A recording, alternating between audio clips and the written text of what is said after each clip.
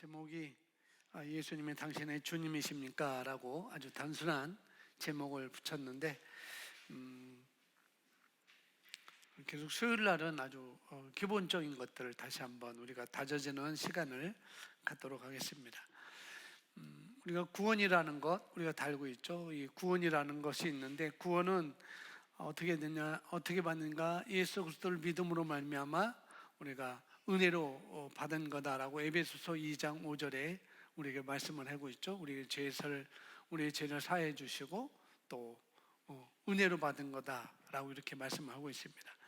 우리가 믿음으로써 이것도 로마서에서는 이 구원이라는 것을 또 은혜의 선물이다, 은사다, 하나님의 은사라고 선물이라고 이렇게 말씀을 하고 있거든요.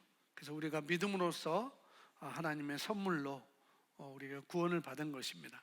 선물로 구원받았다는 거 너무나 감사하고, 우리가 선물로 받았다는 것은 이제 거저 받은 거죠. 어떤 대가를 우리의 대가를 요구한 것도 아니고, 내가 이만큼 주면은 내가 너에게 이것을 주겠다 그런 것도 아니고, 하나님께서 거저 우리를 사랑하심으로 주신 것이 구원이라는 것.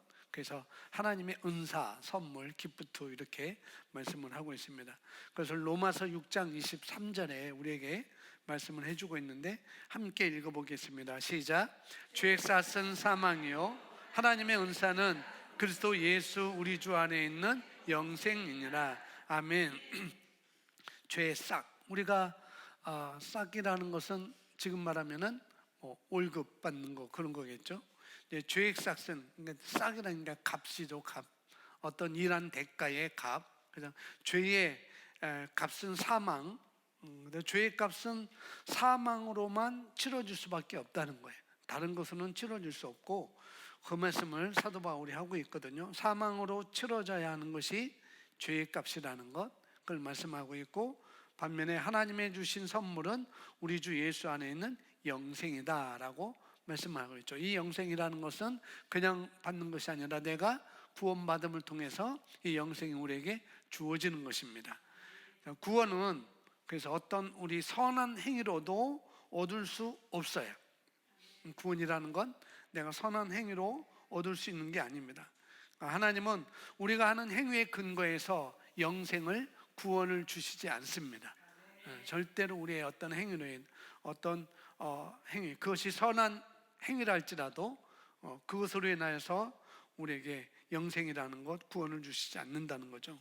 예수님께서 죽으시고 장사되었다가 부활하심으로 말미암아 필요한 모든 것을 예수님이 그 십자가에서 다 이루셨죠. 그래서 이 예수님을 믿는 것을 통해서만 우리는 구원받고 영생을 우리가 받는 것입니다. 우리가 아무리 선한 행위를 했더라도 그 행위로 구원받을 자격이 있는 사람은 이 땅에 아무도 없어요. 간디도 구원받을 자기 어떤 선한 행위로, 간디 선생도 그분의 선한 행위로 구원받을 수 있는 것도 아니고, 석가모니도 그 보리수 밑에서 깨달음을 얻었던 것, 인생은 무상하다, 인생 무상하다라고 깨달았던 석가모니 선생님도 자기 어떤 깨달음으로, 구원으로서 우리가 구원을 받을 수 없습니다. 이 세상은 어느 누구든지 어떤 자기의 행위로 구원받을 수 있는 사람이 하나도 없다는 것이죠. 우리는 은혜로 구원받았습니다. 아멘. 그래서 로마서 3장 23절에 또 이렇게 말씀하고 있습니다. 모든 사람이 죄를 범하였음에 하나님의 영광이 이르지 못하더니. 아멘. 우리 아이들이, 어떤 아이들이 우리 미라클 아이들이 그러더라고요. 목사님, 성선설이 맞습니까? 성악설이 맞습니까? 라고 물어보더라고요. 그러니까 우리가 아담이 타락하기 전에는 성선설이 맞는데 아담이 타락한 이후에는 성악설이 맞다 라고 이렇게 우리가 구분을 지을 수 있습니다. 그리고 우리는 새로운 피조물이기 때문에 성악설, 성성설을 우리는 따지지 않아요. 그건 설이기 때문에 우리는 그냥 새로운 피조물입니다. 거듭난 새 영입니다. 하나님이 선하신 분이시죠. 예수님이 요한복음 10장에서 나는 선한 목자라 라고 말씀하고 있어요. 선하신 분이 예수님이시고 선하신 분이 하나님이시고 그 하나님은 영이시기 때문에 그 영이신 하나님이 우리를 영적인 존재로 창조하셨기 때문에 말씀으로 우리가 거듭났기 때문에 우리도 영인 것이죠. 그래서 우리 영도, 그래서 우리는 성선설, 성악설 그런 건 따지지 않습니다. 그런 건 따지지 않고 우리는 바로 그래서 여기 로마서 3장 23절에 모든 사람이 죄를 범하였음에 라고 하면은 성악설이 이렇게 되는 것이죠. 네, 그래서 하나님의 영광이 이르지 못하더니 라고 말씀을 하고 있습니다. 하나님께서는 어떤 죄의 정도에 따라 어떤 사람은 죄를 한 바가지 지고 어떤 사람은 죄를 한 마를 지고 어떤 사람은 한 드럼 동을 졌다. 그래서 너는 한 드럼 동을 졌으니까 너는 구원에서 너는 만나신 것 같아. 너는 좀 내가 너의 죄를 바가지로 한 바가지로 좀 줄일 때 너를 구원해 줄게 라고 그런 하나님이 아니라는 거죠. 하나님께서는 죄의 정도에 따라 우리를 대하지 않으셔요. 사람을 대하지 않습니다. 약간 모자라서 천국에 못 들어간 것이나 또 많이 모자라 천국에 못 들어간 것이나 매 한 가지라는 거죠. 천국에 못 들어가는 것은 뭐 죄가 많고 적고 매 한 가지라는 것을 성경에서 볼 수가 있습니다. 그래서 그분의 기준에는, 하나님의 기준에는 우리가 완전히 의롭거나 아니면 반대로 전혀 의롭지 않거나 둘 중에 하나라는 거죠. 아주 간단합니다. 하나님은 내가 의로우냐, 너는 의롭지 않느냐, 너는 죄인이냐, 너는 의인이냐, 아주 거기에 따라서 천국에 들어가고 못 들어가고 아주 간단한 기준을 하나님께서 세우신 것이죠. 우리 보면은 송교사님 저를 처음 봤을 때 어떤 느낌이 드셨어요? 저를 처음 봤을 때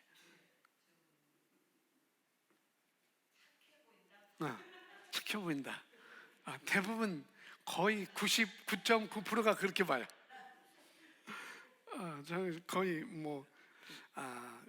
제가 왜 그러냐면은 우리가 더없이 괜찮은 사람 같더라도 저 사람은 더없이 괜찮은 사람이야, 저 사람은 더없이 선한 사람인 것 같아 라고 그렇게 하더라도 천국 가는 데는 턱없이 부족하다는 거예요. 우리가 예수님을 나의 주님으로 여기지 않는 한 그 사람이 아무리 더없이 선한 사람이라 할지라도 그 사람은 천국에 가는 데는 턱없이 부족한 사람이라는 거죠. 우리 주님께서는 그분은 아버지께 가는 여러 길 중에 하나라고 말씀하지 않고 오직 한 길이다라고 말씀하고 있어요. 한 길. 그래서 요한복음에 14장 6절 오늘 본문 말씀인데 뭐라고 해요? 예수께서 이르시되 내가 곧 길이요 라고 말씀합니다. 내가 곧 길이다, 오직 한 길이다 라고 말씀하고 있죠. 하나의 길이 아니라 길 중에 하나가 아니라는 거죠.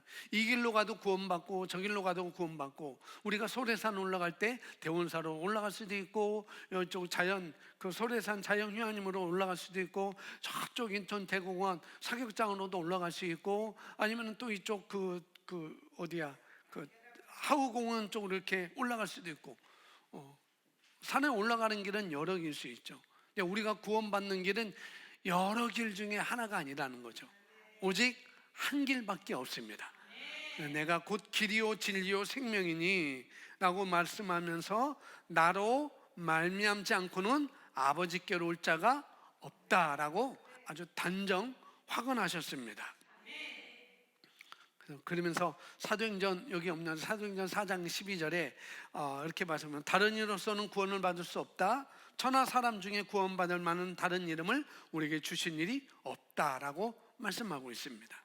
오직 하나님의 아들이신 예수 그리스도를 믿음으로서만 하나님 아버지께 이룰 수 있고 다른 방법은 하나도 없다는 거예요. 그 사람이 선한 일을 하든지 더없이 선한 사람이든지 더없이 괜찮은 사람인 것 같아도 그 사람은 예수님을 믿지 않으면은 그 사람은 구원받지 못하는 것이죠. 아버지께 이룰 수 없습니다.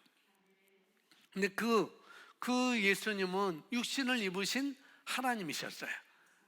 그래서 빌립보서 2장에 그 예수님이 이 땅에 오시는 모습을 보면서 그는 하나님과 본체라고 그래요. 똑같은. 그래서 창세기 1장 26절, 27절, 27절에서도 우리와 우리의 형상을 따라, 그러니까 우리는 거기서 말하는 우리는 성부 하나님, 성자 하나님, 성령 하나님을, 삼위일체 하나님을 말씀해 주고 있습니다. 그러니까 하나님이신데 그 이라는 부분이 서로 다른, 위가 다른 것이죠. 그렇게 말할 수 있는데, 그래서 그 하나님이신 분이 육신을 입고 이 땅에 오신 것입니다. 마태복음 10장 17절부터 20절 말씀까지인데요. 길지만 우리 부자 청년에 대한 그 말씀인데 함께 읽어보겠습니다. 예수께서 시작. 예수께서 길에 나가실새 한 사람이 달려와서 꿇어 앉아 묻자오되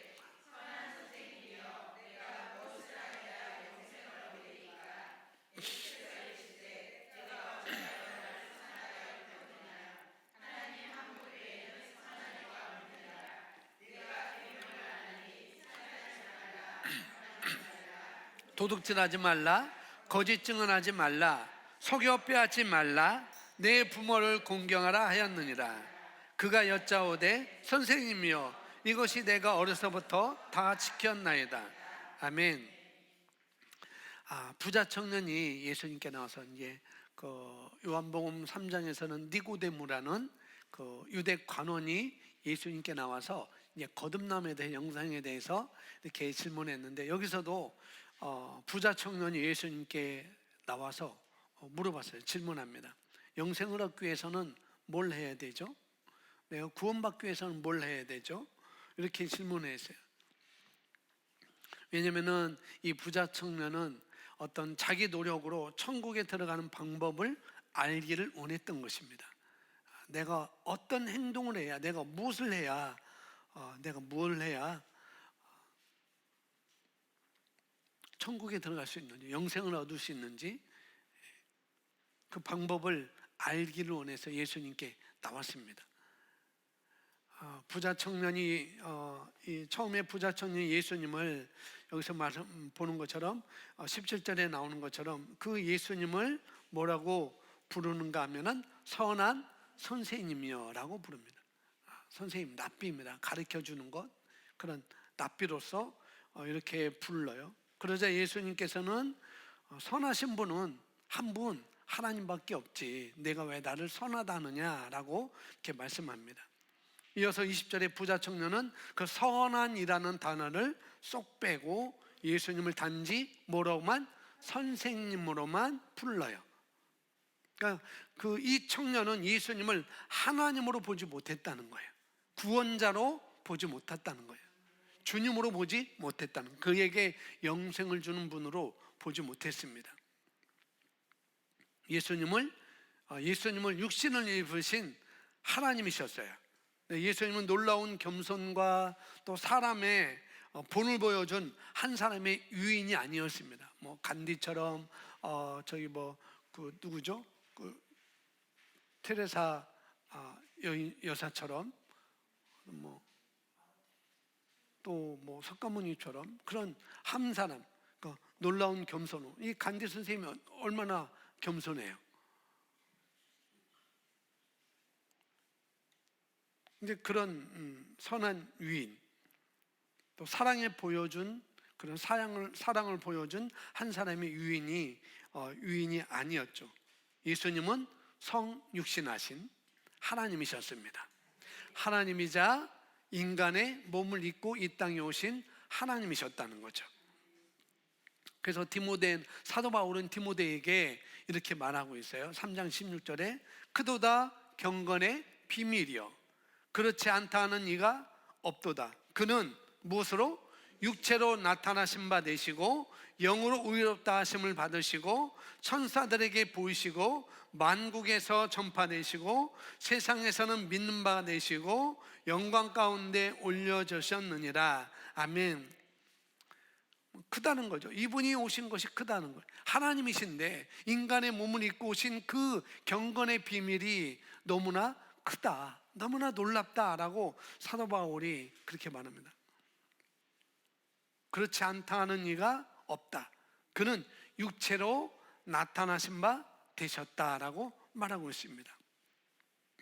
예수님께서 우리를 속인 것이 아니라면 사도 바울을 통해서 그분 자신에 대해서 말한 바로 그분이라는 거죠.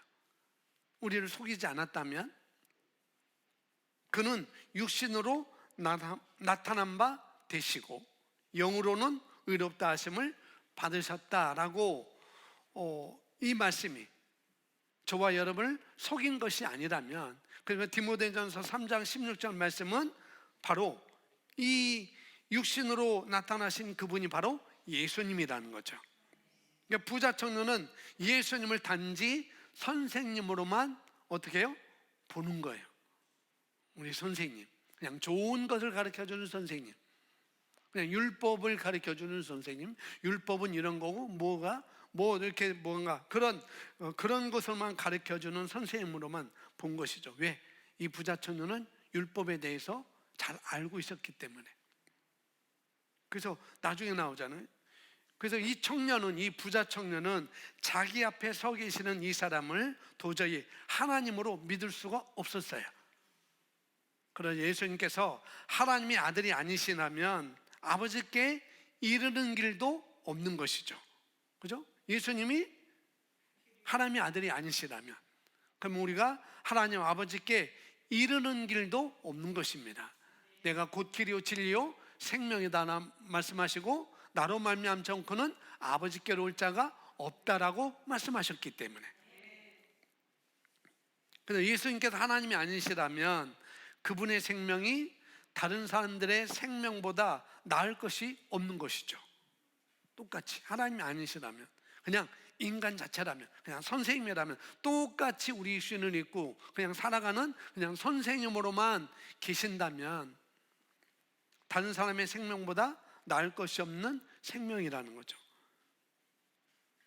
그렇기 때문에 그 생명을 십자가에 못 박는다 해도 어떻게 해요? 인류를 사람들을 구원할 수가 없는 것입니다. 똑같은 생명인데, 우리와 똑같은 생명인데, 이 목숨 푸시케라는 그 생명을 갖고 있는 그분인데, 아무리 그분이 푸시케 똑같은 생명을 갖고 있는 그분이 십자가에 달려서 우리를 위해서 죽는다 할지라도 우리 인류의 죄는 해결되지 않는다는 거죠.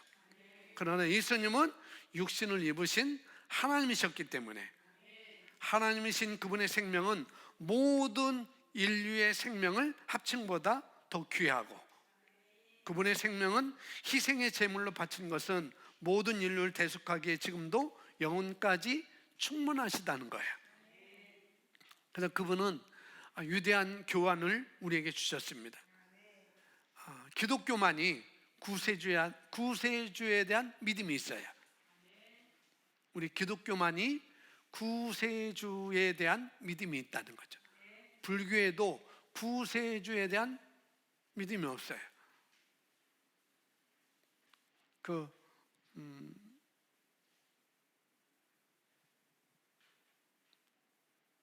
어저께인가요? 월요일 날인가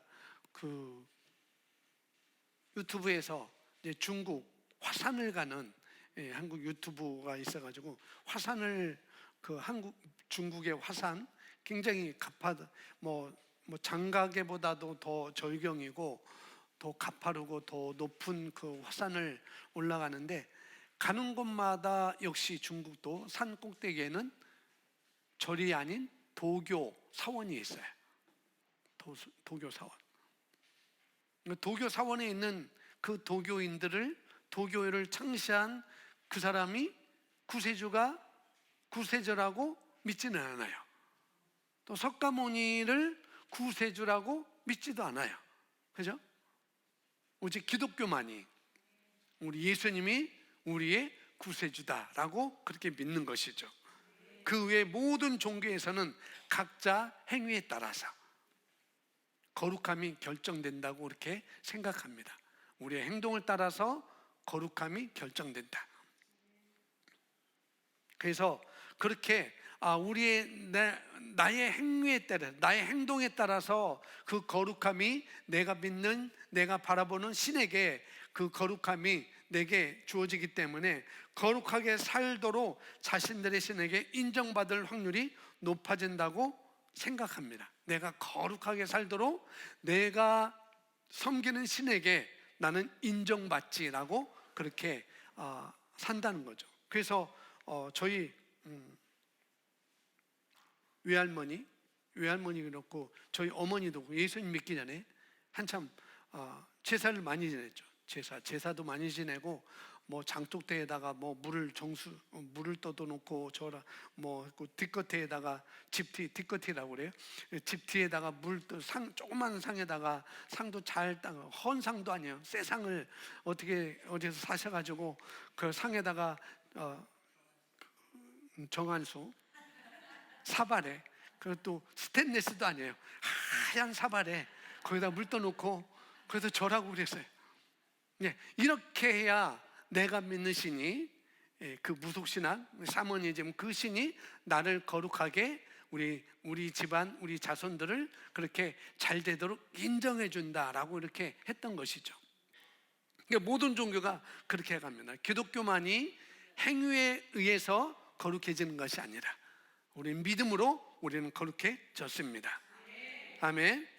그래서 모든 종교는 그냥 구원의 근거가 자기 행위에 있기 때문에 그렇게 되면 결국 자기가 자기 자신의 구원자가 된다는 뜻이에요. 자기 행위로, 구원의 근거가 내 행위이기 때문에 내가 거룩한 행동을 하면, 거룩한 삶을 사면은 나는 구원받은 거야 라고 여기기 때문에 결국 자기가 자기 자신의 구원자가 된다는 그런 논리도 되는 것이죠. 그러나 하나님은 인간이 완벽한 삶을 살 수 없음을 아셨어요. 타락 이후에. 타락 이전에는 그걸 아셨지만 타락 이후에는 우리 인간이 완벽한 삶을 살 수 없음을 아셨습니다. 인간에게 모든 것에서 모든 것을 완벽하게 하라고 또 요구하지 않았다는 거죠. 왜? 우리는 완벽하게 살 수 있는 근거가 없기 때문에. 우리 인간이 완벽하게 살 수 있었다라고 하면은 하나님은 너는 그러면은 어떻게 해요? 완벽하게 살라고 하셨겠죠.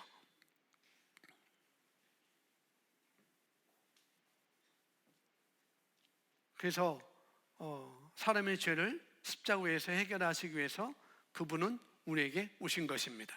왜? 우리가 완벽하지 않기 때문에, 우리 행위로는 완벽하지 않기 때문에. 그래서 베드로전서 2장 24절에 이렇게 말씀하고죠. 친히 나무에 달려 그 몸으로 우리 죄를 담당하셨으니 이는 우리로 죄에 대하여 죽고 의에 대하여 살게 하려 하십니다. 그가 채찍에 맞음으로 너희는 나음을 얻었나니. 아멘. 친히 나무에 달려, 누가요? 예수님이 그 몸으로, 하나님이신 예수님이, 육신을 입고 오신 그 하나님이 저와 여러분의 죄를 담당하셨어요. 십자가에서. 그래서 이는 왜 십자가로 그분이 가셨는가? 왜 죄를 담당하셨는가? 우리 죄를 왜 담당하셨는가? 우리로 죄에 대하여 죽고 의에 대하여 살게 하려 하십니다. 우리에게 구원을 선물로 주시기 위해서, 이 영생이라는 것을 우리에게 선물로 주시기 위해서 우리가 받을 징벌을 대신 그 예수님이, 육신을 입고 오신 그 하나님이, 예수님이 대신 받으셨습니다. 근데 예수님께서는 우리가 의로워질 수 있도록 우리의 죄를 모두 다 가져가셨습니다. 한 바가지 가져간 게 아니고 모두 다 가져갔어요. 한 드럼통도 아니고 모든 죄를 가져간다. 모든 죄에서 깨끗하게 하셨습니다. 아멘. 그래서 우리는 위대한 교환이 우리에게 이루어졌어요. 그분이 나의 죄를 담당하심으로 말미암아 우리 죄에 대해서 죽고 의에 대하여 살게 하려 하십니다. 이제는 죄에 대해서는 다 없어졌습니다. 죄의 값은 다 해결됐어요. 이제는 우리는 영생이라는 삶을 우리에게 주셨습니다. 그 위대한 교환이 이루어졌다는 거예요. 그걸 고린도후서 5장 21절에 또 말씀해 주고 있는데 함께 읽어보겠습니다. 하나님이 죄를 알지도 못하신 이를 우리를 대신하여 죄로 삼으신 것은 우리로 하여금 그 안에서 하나님의 의가 되게 하려 하십니다. 아멘. 우리로 죄에 대하여 죽고 의에 대하여 살게 하려 하십니다. 또 여기서도 우리를 대신하여 죄로 삼으신 것은 우리로 하여금 그 안에서 하나님의 의가 되게 하려 하십니다. 하나님께서는 우리가 심판을 받지 않고 우리가 심판을 받지 않게 하시려고 죄에 대한 그분의 심판을 십자가에서 예수님에게 하셨다는 거예요. 죄에 대한 심판은 우리가 받아야 되는데 우리로 의로 하나님의 의로 살게 하시도록 그 심판을 예수님에게 다 담당하셨다는 것이죠. 그럼 우리가 주님을 믿고 영접할 때 하나님은 예수님의 의를 우리에게 주신 것입니다. 이게 얼마나 위대한 교환이에요. 교환. 이 교환이 일어나는 순간, 이 베드로전서 2장 24절, 고린도후서 5장 21절 이외에 많은 말씀이 있지만은 이 위대한 교환이 일어나는 순간 우리 영은 예수 그리스도의 의로 다시 태어나게 된 거예요. 그렇게 되면 영으로 하나님과 교제할 수 있게 된 것입니다. 그러나 하나님과 교제할 수 없었어요. 그래서 요한복음 4장 24절, 하나님은 영이시니 예배하는 자가 영과 진리로 예배할지니라. 아멘. 그래서 우리가 예배하는데 영과 진리로 예배할지나 하는데 그냥 영이 뭔지, 그냥 진리가 뭔지 잘 알지 못하고 그냥 예배하는 자들이 많습니다. 근데 하나님은 영이시죠. 우리도 영입니다. 그러니까 우리가 죄를 지을 때조차도 거듭난, 그래서 우리의 영은 오염되지 않는다는 거죠. 우리가 육신으로, 우리 생각으로 죄를 지을 때에도 우리 영은 오염되지 않는다는 것, 아주 엄청난 이 위대한 교환이 우리에게 이루어진 거예요. 그리스도의 영으로, 즉 성령으로 우리 거듭난 영을 인치셨기 때문에 죄가 우리 영에는 침투할 수 없습니다. 아멘. 그래서 에베소서 1장 13절에 그 안에서 너희도 진리의 말씀 곧 너희 구원의 복음을 듣고 그 안에서 또한 믿어 약속의 성령으로 인치심을 받았으니. 아멘. 약속의 성령으로 인치심을 받았으니, 내가 약속한 그 성령이 너에게 오실 텐데 그 약속한 성령이 오시기까지는 예루살렘을 떠나지 말라라고 약속하셨죠. 그 약속하신 그 성령님이 우리에게 오심으로 말미암아 그 약속의 성령으로 인치셨다는 거예요. 하나님의 의라고. 이제 죄에 대해서는 죽고 의에 대해서는 사는 자로 우리를 인치셨습니다. 그래서 거듭난 영의 새로운 본성은 항상 거룩하다는 거죠. 그럼 우리는 언제든지 어떤 상태에서든지 하나님께 우리는 나아갈 수 있습니다. 구약에서는 거룩하지 않은 사람들은 하나님께 나갈 수 없었어요. 제사장도 함부로 나갈 수가 없었습니다. 죄 있는 상태로, 거룩하지 않은 상태로는 나갈 수 없었습니다. 그러나 성령으로 우리를 하나님의 의로 인치셨기 때문에 우리는 거룩하기 때문에 우리는 언제든지 어떤 상태에서든지 우리는 하나님께 나아갈 수 있는 존재가 됐다는 거죠. 아주 위대한 교환이 우리에게 이루어졌어요. 예수님을 통해서. 그래서 이런 것들을 이제 우리 같은 가 믿음으로 위지를 해야 됩니다. 그러니까 우리가 하나님께 나아갈 때 어떻게 나가는가? 믿음으로 나가야 되는 거예요. 어떤 행위로 나가는 게 아니라 우리는 믿음으로 나가는 것입니다. 그래서 그리스도의 삶은 믿음으로 시작되고 믿음으로 위지되는 거죠. 하나님의 믿음으로, 예수님을 믿음으로 시작되고 말씀을 믿음으로 시작되고 믿음으로 위지됩니다. 그런데 우리가 자신의 행위에 의지해서 살려고 하면 나의 어떤 행위로, 나의 어떤 행동으로 내가 뭔가를 함으로 인하여서 의지하고 살려고 하면 결국은 자기 정죄에 빠지게 돼요. 우리가 행위로 뭔가를 하려고 하면 정죄에 빠지게 된다는 거죠. 왜냐하면 우리가 육신을 입고 있는 한, 우리가 혼이 완전히 변화되지 않는 한 우리 자신의 모습이 기대에 기대에 못 미칠 때가 우리가 있잖아요. 그죠? 우리가 얼마나 기대를 하고 있는지, 나에 대해서 얼마나 기대하고 있어요. 그러나 이 육신을 가지고는 그렇게 기대를 해도 그 내 기대에 그게 못 미친다는 거죠. 우리 마음, 우리 혼으로도, 혼적인 영역으로, 감각으로도 똑같습니다. 그래서 이것을 이해하지 못하면 완벽하지 못한 자신을 자책하죠. 내 육신을 갖고는, 내 육신을 입고 있는 한 내 모습은 내가 기대하는 것만큼 미치지 못한다. 이것을 우리가 이해하지 못하면, 내 육신을 이해하지 못하면, 내 아직도 완벽하게 새롭게 되지 않은 이 혼을 우리가 이해하지 못하면 자신을 자책하고 또 자기 자신을 자책하고 또 상대방에 대해서는 정죄를 하게 돼요. 자기 자신을 자책하죠. 나는 안 되는구나. 나는 끝났구나. 사도 바울처럼 로마서 7장에 나오는 아우라 나는 공고한 사람이다. 이 사망의 법에서 누가 나를 건져내라 라고 자기 몸에 대해서, 육신에 대해서 그렇게 말을 하게 되는 것이죠. 다시 말합니다.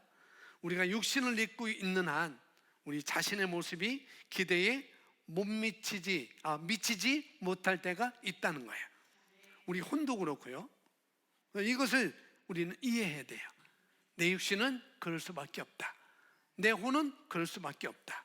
먼저 이것을 이해하고 우리가 말씀을 믿으면서 우리 한 걸음 한 걸음 나가야 되지, 너무 내 육신을 기대하고 내 마음을 너무 기대하면 우리는 자책감, 죄책감에 나를 자책하고 또 정죄감을 우리가 받고 또 정죄할 수 있다는 거죠. 하나님을 믿는다고 하면서 저렇게 어떻게 저럴 수 있을까라고 생각을 하게 되는 것이죠.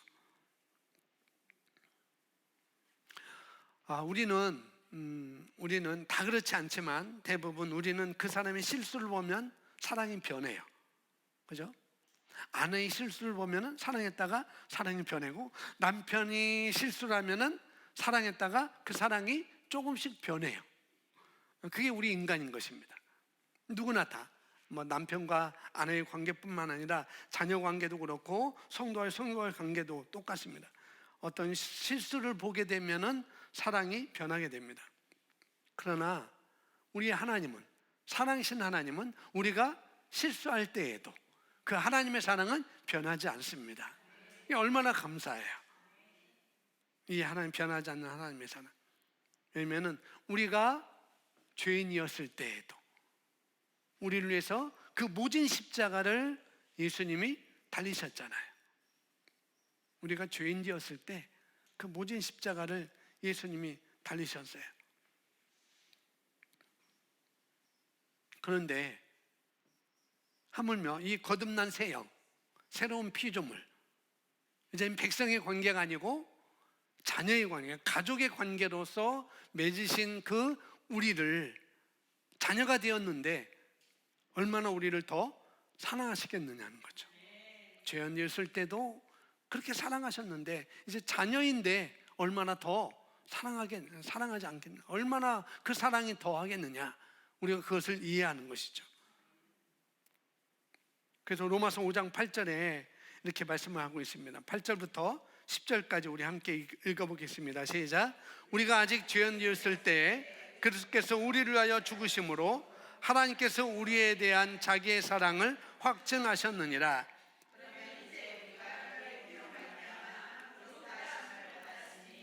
더욱 그로 말미암아 진노하심에서 구원을 받을 것이니 곧 우리가 원수 되었을 때 그의 아들 죽음으로 말미암아 하나님과 화목하게 되었은즉 화목하게 된 자로서 더욱 그의 살아나심으로 말미암아 구원을 받을 것이니라.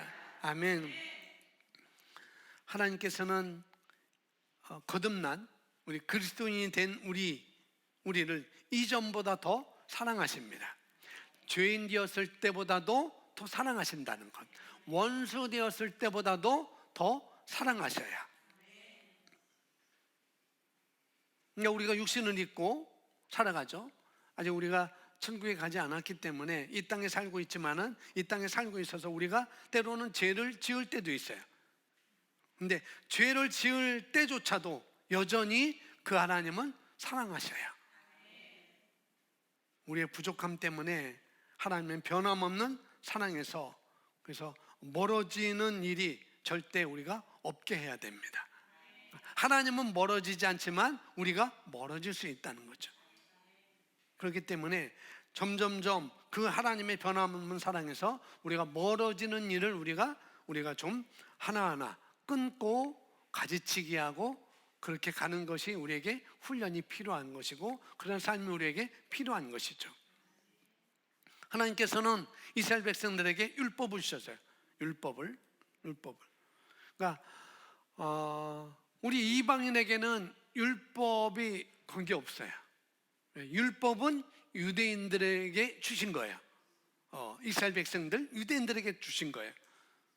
우리 이방인들에게는 율법이 전혀 해당이 안 됩니다. 이방인들은 그냥 이방이에요. 이 율법에 주신 목적이 뭐냐면은 인류가 스스로 구원할 수 없다는 것을 보여주시기 위해서. 인류는 너희 스스로 구원을 받을 수, 너희 행위로 구원받을 수 없지. 너희가 아무리 선한 행위를 한다 할지라도 너희는 구원받을 수 없지. 그것을 보여주기 위해서 하나님께서 우리에게 주신 것이 바로 율법이라는 거죠. 그래서 10계명, 10가지 계명, 그것은 빙산의 일각인 거예요.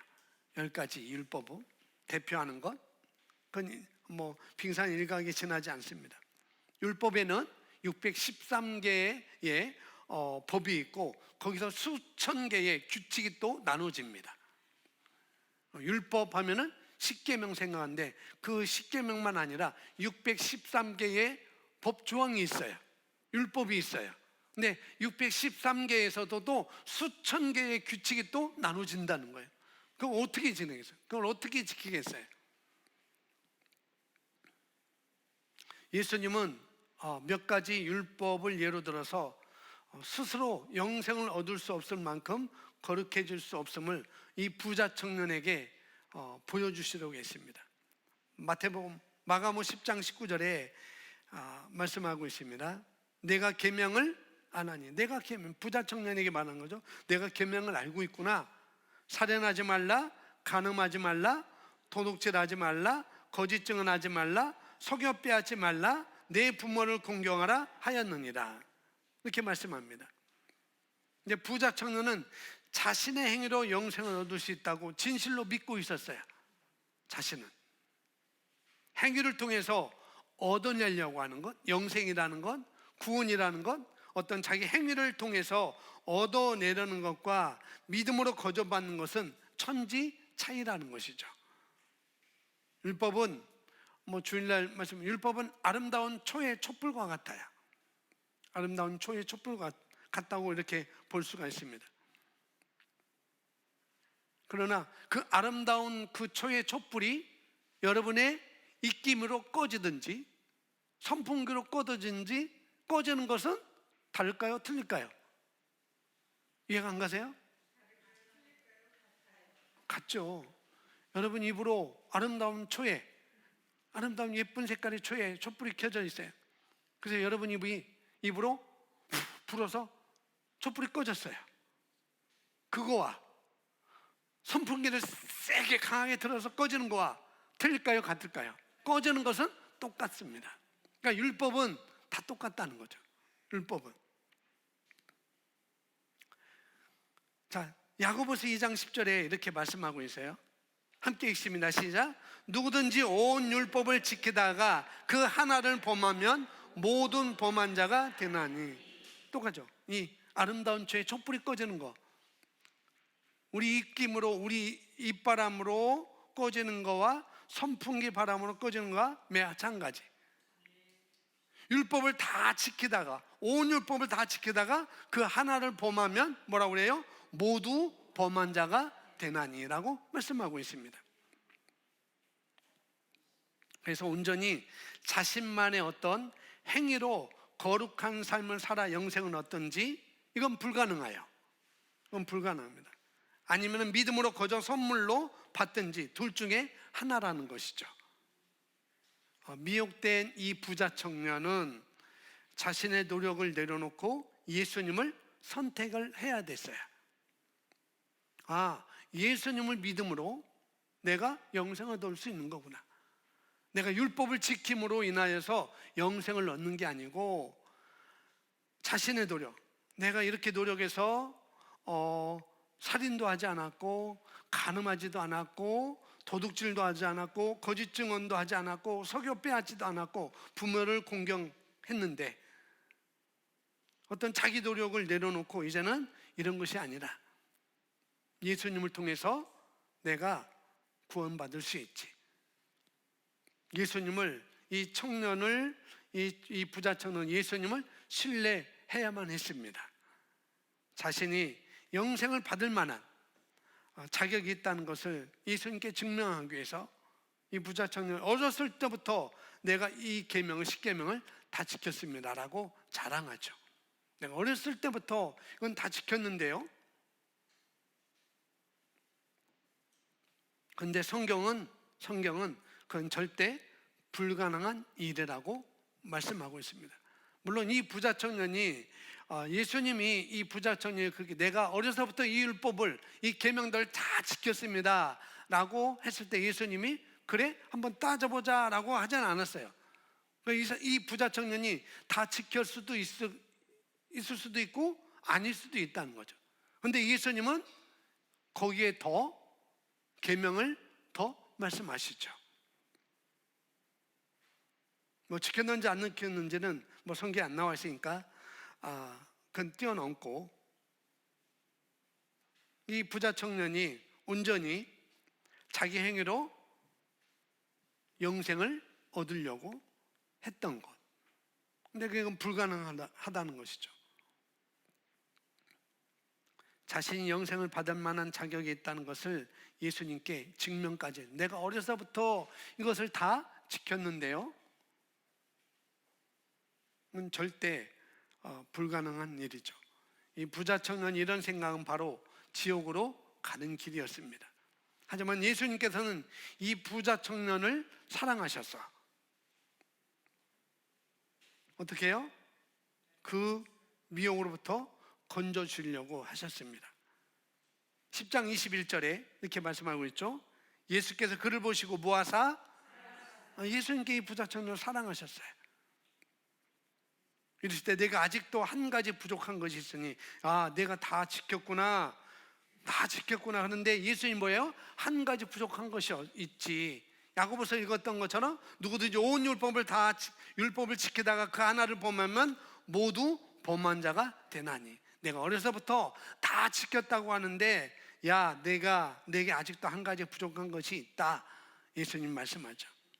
그러면서 뭐라고요? 가서 내게 있는 것을 다 팔아 가난한 자들에게 주라. 그리하면 하늘에서 부화가 내게 있으리라. 그리고 와서 나를 따르라 하시니 그 사람은 재물이 많은 거로 이 말씀으로 인하여 슬픈 기색을 띠고 근심하며 가니라 라고 말씀하고 있습니다. 자신의 소유를 다 팔아 가난한 사람에게 주라고 하셨을 때 예수님께서는 이 부자 청년이 진짜로 섬기는 신을 건드린 거예요. 이 부자 청년이 뭘 섬겼어요? 자기 재물을 섬겼던 것입니다. 자기가 부자라는 것, 그걸 섬겼던 것이죠.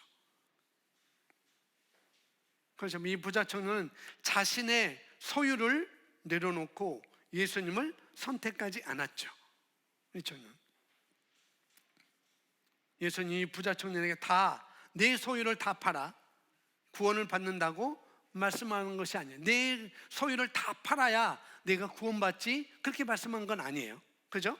성경은 그렇게 말씀하고 있습니다. 내가 행위로 구원받고자 한다면 계명을 다 지킨다 해도 항상 한 가지 부족할 것이다 라는 것을 말씀한 것입니다.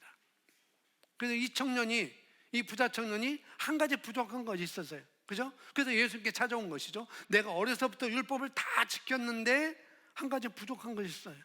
영생이라는 것, 구원이라는 것. 그것을 예수님께서 말씀하신 것입니다. 이 부자 청년은 제 십계명 중에 첫째 계명을 어긴 것이죠. 첫째 계명이 뭐예요? 나 이외에 다른 신을 믿지 말아라 라고 말씀하고 있습니다. 근데 이 부자 청년은 신이 있었어요. 뭐예요? 자기 소유. 자기 소유. 내가 이만큼 있는데 자기 소유. 하나님께서는 우리가 돈을 소유하는 것을 반대하는 것이 아니에요. 예수님께서는 이 부자 청년이 그 돈을, 그 재물을 소유하는 것을 반대하신 것이 아닙니다. 우리가 오해하면 안 돼요. 그래서 하나님은 부자가 되는 거 싫어하는 것보다, 부자가 낙타 바느끼로 들어간 것보다 낙타가 거기로 들어간 게 더 쉽다라고 이렇게 말씀하는 거죠. 그래서 우리는 부자가 되면 안 되지라고 하는데 절대 그것이 아니라는 거예요. 뭐냐면은 돈이 우리를 소유하는 것을 반대했어요. 우리가 돈을 소유하는 게 아니라 돈이 나를 소유할까 봐. 지금 이 부자 청년은 뭐예요? 그 소유가 이 부자 청년을 소유한 것입니다. 그러니까 다 팔아서 가난한 자에게 주고 나를 따르라고 하니까 뭐예요? 예수님이 나의 주님이셨다면, 이분이 하나님이라면, 이분이 구원자라면, 이분이 구세주라면, 그러면은 그분을 따랐을 텐데 그렇지 않은 것이죠.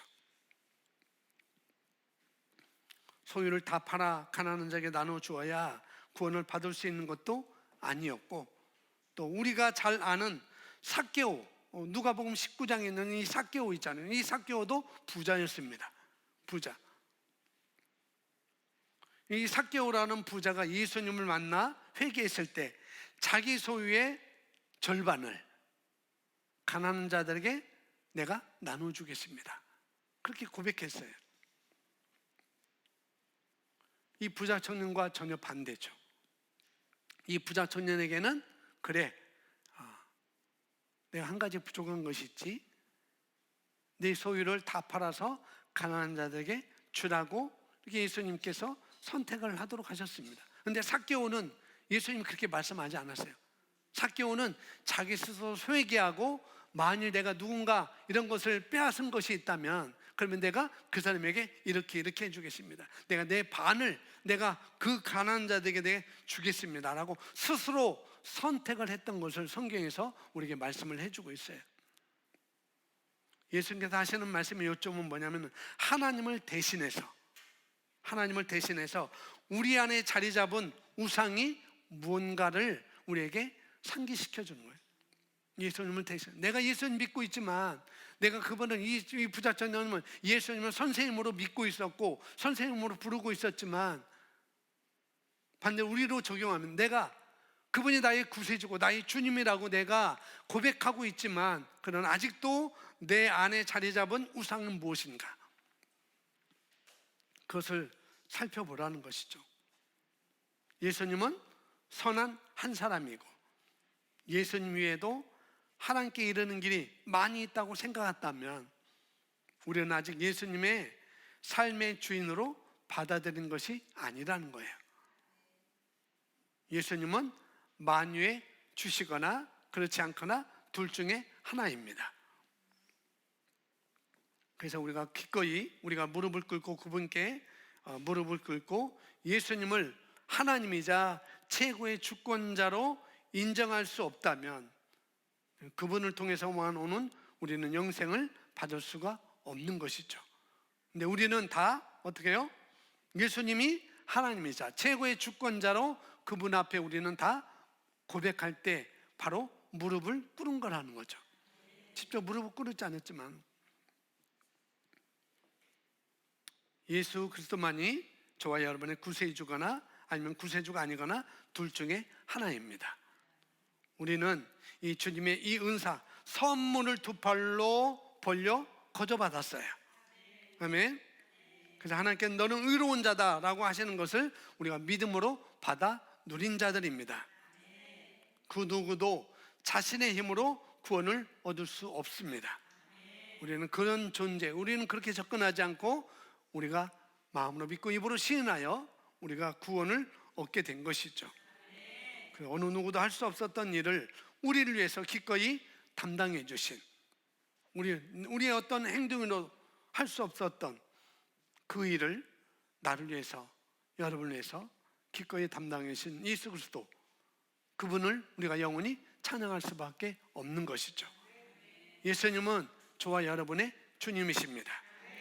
아멘. 이걸 늘 인식하고 늘 상기하고 늘 의식하고 살아가는 여러분이 되기를 예수님의 이름으로 축복합니다.